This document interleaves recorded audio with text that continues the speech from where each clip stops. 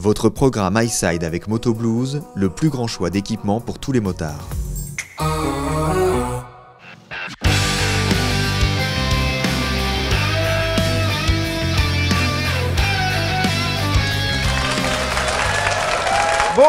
Bonjour à tous. Alors, bonjour, on est du Mondial de la moto, le stand iSide pour décerner les iSide Awards. Et aujourd'hui, donc, on reçoit Édouard Lotté. Un tonnerre d'applaudissements pour Édouard Lotté, donc le directeur de Ducati France. Merci. Pour lui remettre, alors il est pas pour grand chose en réalité, hein, c'est quand même pas lui qui a conçu la moto, mais c'est pour lui remettre le prix de la moto la plus sensationnelle de la saison 2 de iSide, donc la Ducati Panigale V4S. On va profiter en fait de cette interview pour jouer à un petit jeu, donc Adrien, explique-nous. Ouais, en fait on va jouer tout à l'heure, Edouard, au jeu du rumeur ou vérité. Alors c'est très compliqué comme concept, c'est-à-dire qu'on va te donner des informations sur Ducati et on va essayer de savoir si c'est des rumeurs ou des vérités. J'adore jouer, donc on va y aller. Ok, donc Edouard, on va commencer déjà. Il y a un truc moi qui m'étonne un peu, c'est que tu as l'air très très jeune. Bon, ça te dérange pas qu'on parle de ton âge par exemple? Non, je suis bien conservé peut-être. D'accord, bah, je sais pas, t'as quel âge? J'ai 44 ans. 44 ans, donc à la tête de Ducati France. Moi je t'ai connu avant, en fait, sur les présentations presse Ducati, je te croisais. Comment t'es arrivé à ce poste-là? Qu'est-ce qui s'est passé exactement? Dis-nous. Bah, c'est un peu de la magie en fait, toute cette histoire. Ça a commencé il y a 19 ans maintenant. J'ai eu la chance de rentrer comme stagiaire chez Ducati au moment de la création de la filiale. Ah. Voilà, fabuleux. Comme quoi, hein, on arrive Comme à quoi, tout. Hein. Voilà, Il y en a qui réussissent quand même. J'ai gravi quelques échelons à différents postes, marketing, commercial, etc. Et puis Donc, voilà. stagiaire chez Ducati France? Oui, chez Ducati France. Incroyable. Et maintenant directeur de Ducati France. Ok. Voilà. Génial, génial. Donc tu le sais, cette saison, on a eu l'occasion d'essayer donc la Panigale V4 dans un reportage où on l'a comparé à la GSX-R 1000, donc la toute dernière GSX-R 1000 RR. Et ce qui nous a... Alors moi j'ai essayé la moto, mais je suis pas le seul à avoir essayé dans l'équipe. Il y a Adrien, François, et on est tous assez d'accord pour dire qu'actuellement, il y a deux motos qui nous procurent ce genre de sensation sur le marché. Donc il y a la Kawasaki H2. Ouais, la H2, H2R. Ouais, Ouais. c'est-à-dire que quand on les essaye, on se dit toujours c'est complètement incroyable de vendre ça, genre ça devrait être interdit de vendre ça pour le public. Et il y a la Panigale V4 aussi qui est complètement folle. Alors moi je l'ai essayé que sur circuit, c'était déjà complètement fou. Adrien, toi tu l'as essayé sur route aussi je crois. Ouais, j'ai eu les deux, ouais. J'ai eu la chance de l'essayer dans les deux conditions et en fait j'ai pas trop compris ce qui m'arrivait à chaque fois. Parce que à chaque fois qu'on essaie une moto de 1000 cm3, une sportive, on se dit que c'est déraisonnable. Mais là, c'est encore pire, en fait. Bah, c'est une moto qui est dérivée du MotoGP, donc voilà, on met ça entre les mains d'un peu tout le monde. Donc bien évidemment, au niveau des performances et de la sensation, c'est juste extraordinaire. Après, il y a beaucoup d'électronique embarquée et ça permet de pouvoir en tirer la quintessence, je pense, dans tous les types de conditions. Voilà, alors sur la route, il faut être un peu plus raisonnable. Et puis sur circuit, on peut ouvrir vraiment et puis se prendre pour un pilote. Ouais, et puis ce qu'il y a surtout, c'est qu'elle fait 214 chevaux. Voilà, 214 chevaux Ouais, d'origine. voilà. 175 kg, 214 chevaux. On est plutôt habitué à des puissances aux alentours des 200 chevaux sur les Sportive 1000. Et du coup, là, qu'est-ce qui s'est passé en fait dans la tête de Ducati pour qu'ils décident de rajouter 10 chevaux d'un coup? Ah bah, déjà Ducati c'est du style, de la sophistication, de la performance et aujourd'hui on aime relever les challenges et les défis. On a un moteur qui est exceptionnel historiquement avec le V2 en Superbike et puis on a quelque chose de cataclysmique en MotoGP avec la Desmo Sedici et on s'est dit bah, si on veut faire évoluer le niveau de performance pour continuer à gagner des titres dans les deux championnats, et ben, il faut mettre à disposition de nos pilotes ce qui se fait de mieux chez nous et aujourd'hui c'était ce V4. Voilà. Alors moi j'ai une question pour toi. Est-ce que tu as déjà essayé cette moto en désactivant toute l'électronique? Genre vraiment tout à 100%? Alors pour être très honnête, non.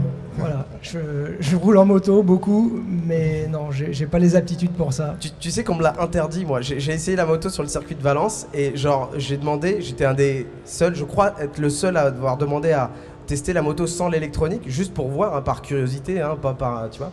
Et en fait, le pilote de développement cherchait la personne qui avait osé demander ça. Donc il est venu me voir et limite il m'a dit mais genre tu te prends pour qui, tu crois vraiment que tu vas réussir à gérer l'engin sans électronique? Donc au final je l'ai fait et c'est vrai que c'est réellement, c'est-à-dire aujourd'hui c'est des motos qui sont plus faites du tout pour rouler sans électronique, c'est inconduisible tellement ça marche, tellement c'est performant quoi. Donc toi jamais, non, t'as jamais essayé? Non, peut-être me donner une idée, on verra. Moi j'ai essayé une fois d'enlever l'anti-wheeling juste. Ouais. Seulement l'anti-wheeling, hein, pourtant il y avait tout le reste. Pas trop mal au dos. C'était mais infernal. Je crois qu'en 3ème à 200, elle continuait de lever. Genre il fallait vite mettre la 4, sinon c'était mais inconduisible. Ouais. Bon, on va passer donc aux questions, donc Oui. rumeur ou vérité, donc à propos de la Panigale, de Ducati ou voilà, plein de choses comme ça qu'on a pu noter. Donc déjà la première chose, Alors, moi j'en hop. ai une. Oui, t'as ton Tiens, petit panneau, oui, hein, il y bien a un sûr. petit panneau pour qu'on comprenne bien. Là, on va voir s'il est de bonne foi, parce qu'il y a des tests avant, il y a Ouais. des tests de bonne foi. Est-ce que Ducati a des problèmes de fiabilité en général? Je dirais que c'est un peu comme tout le monde. Voilà. Bon, c'est bon, test de bonne foi validé, on peut Ouais. passer aux vraies questions. On a maintenant. beaucoup bossé aujourd'hui, Ah, mais vous réellement. Voilà, on peut se faire vraiment plaisir avec nos motos. C'est bon, il est, C'est il est bon chaud, tu peux y aller. Allez, il est sincère. Écoute, est-ce que c'est vrai que Ducati va sortir un scooter dans les années à venir? Alors là, c'est un mythe. Voilà, c'est la vraie rumeur.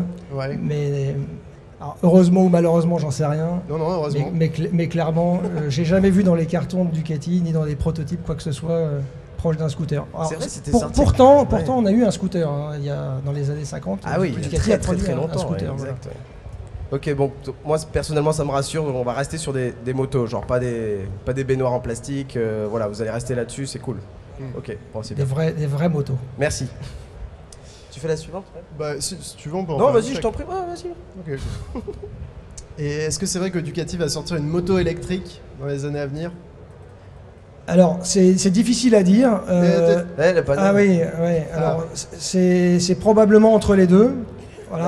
D'accord. Est-ce que c'est l'envie aujourd'hui de Ducati de produire une moto électrique? Pas forcément. Maintenant, est-ce que les contraintes vont l'obliger? Là, probablement. Quand tu parles de contraintes, tu parles de stratégie de l'automobile, par exemple? Non, c'est l'évolution du monde dans lequel on vit qui va imposer un certain nombre de choses. Et très clairement, aujourd'hui, on est parti pour changer complètement la façon dont on va consommer tous les produits de mobilité ou de loisirs. Voilà. Mais on ne parle pas que de ces choses-là, on parle aussi des tondeuses à gazon. Voilà. Tout ça va être révolutionné. D'accord. Mais remarque, vous avez un peu d'avance parce qu'au niveau des normes, je veux pas dire, alors je mets pas juste le doigt sur Ducati, mais c'est quand même assez incroyable de savoir que systématiquement les Italiens arrivent à homologuer des machines avec des niveaux sonores de dingue. Genre par exemple la V4, le circuit sur lequel on a roulé, elle ne peut pas rouler sur le circuit avec le niveau sonore qu'elle dégage. Ça fait 200, je crois que c'était combien? 214 décibels? Non, C'est non. 114 décibels, pardon, excuse-moi. 214. 114 décibels, genre, comment est-ce que les Italiens font systématiquement pour homologuer de tels niveaux de bruit en fait? On travaille, en fait, si vous voulez, aujourd'hui, l'homologation des véhicules, elle se fait à des régimes moteurs X ou Y, voilà. Et donc, l'objectif, c'est de pouvoir répondre à ces normes-là. Voilà. Donc après, effectivement, il y a des clapets qui s'ouvrent, il y a un certain nombre de choses, et ça permet de pouvoir voilà. libérer réellement la C'est surtout ça, quintessence, ouais. la quintessence et de la puissance et de la sonorité de la machine. Apparemment, donc il y aurait une rumeur ou une vérité donc qui dirait que Ducati va sortir un roadster sur base de Panigale V4. Alors pour le moment, c'est une rumeur. Non, j'y crois pas du tout. J'ai- Non. voilà. Pour le moment, c'est une rumeur. Ça fait 10 ans que vous dérivez systématiquement vos sportives et vous en faites des roadsters. En revanche, voilà. La Street Fighter notamment. Voilà, pour le moment, c'est une rumeur. Voilà, pour le D'accord. moment, c'est une rumeur. En revanche, effectivement, si on a développé un bloc de ce type-là, il a vocation à, bien évidemment, équiper d'autres machines dans la gamme dans le futur. Ouais, le but c'est de le mettre dans plusieurs modèles. Là, le futur, c'est à partir du salon de Milan qui est En dans 3 revanche, semaines en revanche, en restant fidèle à l'architecture d'origine, c'est-à-dire qu'aujourd'hui, le V2, c'est un moteur qui est exceptionnel, qui donne des sensations. Voilà, et en fonction de la typologie des motos et de leur type d'utilisation, voilà, on va avoir effectivement besoin d'adapter notre offre. Du coup, vous allez faire un trial avec un moteur de Panigale V4. Je préfère vous prévenir, c'est Tout une est mauvaise possible. idée. Tout est possible. Ah. D'accord, mais c'est possible dans 3 semaines, genre à Milan ou pas? Ouais, il faudra peut-être patienter un petit peu plus. Un petit peu plus, d'accord, ok. Ok. Bon, par contre, la Street Fighter V4, elle sera à Milan. Pas forcément non plus. Putain. Ils sont surentraînés ces mecs hein, pour pas répondre aux questions, c'est un Ouais, truc de ils fou. sont très forts. Ouais. Je réponds. Alors, la suite. Ducati. Oh putain, celle-là, elle est bien naze. C'est toi qui as trouvé cette rumeur? Oui, mais je la trouve marrante. Moi. Et c'est là qui dit vérité, tu sais. Ducati va sortir une mobilette avec un moteur de Panigale V4. Mais il va falloir la brider. C'est Je vais Adrien faire qui comme a- ça et puis je vais vite faire comme ça. Ceci dit, ça pourrait être drôle. Ça pourrait être drôle. Je pense Bon, que je- si on devait vous la ça dépend confier, pour ça qui. serait rigolo. Je pense Ouais. que les images seraient assez folles. Est-ce qu'il va y avoir des ailerons sur la Panigale V4R? Les ailerons comme on les voit en MotoGP sur les côtés des carénages. Alors c'est pas impossible. Voilà, aujourd'hui, ce qui est sûr, c'est que les machines qui sont dérivées de la course doivent donner à leurs propriétaires, à leurs utilisateurs, le maximum de la technologie qui est proposée par Ducati. Voilà, donc si les ailerons aujourd'hui sont utilisés, d'ailleurs maintenant par tout le monde, c'est que ça sert à quelque chose. Ouais, enfin, Et si on veut être performant, il faut les utiliser. Mais c'est pour stabiliser la moto à 250, je crois. Oui, mais on a beaucoup de clients qui aujourd'hui utilisent leur moto à ces vitesses-là, À sur 250. circuit, ouais, sur des beaux circuits en Ouais. France et à Ouais, l'étranger. il y a la 6, il y a N118, il y a plein de circuits super sympas dans les coins. Donc du coup, en fait, finalement, en termes de design, dans les années à venir, on pourrait être amené à voir beaucoup de travail aérodynamique sur les sportifs Ducati. Il y a de l'innovation, voilà, donc on continue. Encore une fois, Ducati, c'est une marque de technologie, d'innovation. Voilà, donc on veut diriger le marché de la performance vers toutes les technologies possibles. Donc aujourd'hui, effectivement, l'aérodynamisme, ça fait partie des outils qu'on utilise. Est-ce que c'est vrai que le 4 cylindres de la V4 a été motivé en fait par Audi qui a vu en fait le fonctionnement de la S1000RR avec son 4 cylindres qui est aussi très puissant et qui a du coup imposé à Ducati de mettre un 4 cylindres dans sa moto? Alors pas du tout, encore une fois là c'est véritablement lié à l'évolution de la performance des motos de course. On est arrivé avec la 1299 et la 1199 en version R pour le circuit en Superbike à l'apogée de ce qu'on pouvait développer en termes de performance. Après il fallait changer complètement la physionomie de la moto, les équilibres, les masses, etc. Et la moto on aurait eu beaucoup de mal en fait à la fois à la rendre performante et à la fois à la fiabiliser parce que même si c'est des courses qui sont courtes, les régimes d'utilisation de ces moteurs-là sont extrêmes et on ne peut pas avoir une moto qui gagne des championnats si elle n'est pas fiable. Voilà, donc avec le V2, c'était pas possible. Et on avait à côté de ça une moto magnifique, la Desmos Edici, voilà, en MotoGP. On s'est dit, finalement, l'outil pour continuer à se développer, on l'a. C'est là-dedans qu'il faut investir. Est-ce que c'est vrai qu'en Superbike, la Panigale V4 de développement est déjà plus rapide que la Panigale V2 de course actuelle? Alors j'ai pas les informations, donc je pourrais pas vous dire, mais c'est pas impossible. C'est pas impossible. Au vu du potentiel de la moto, c'est pas impossible. Attends, on a failli finir sur une vérité. Bon, merci beaucoup. Hein. Applaudissements pour Édouard Loté. On te remet donc Merci. la coupe en titane Highside pour le prix de la moto la plus sensationnelle de la saison. Merci beaucoup. C'était Highside avec Moto Blues, le plus grand choix d'équipements pour tous les motards.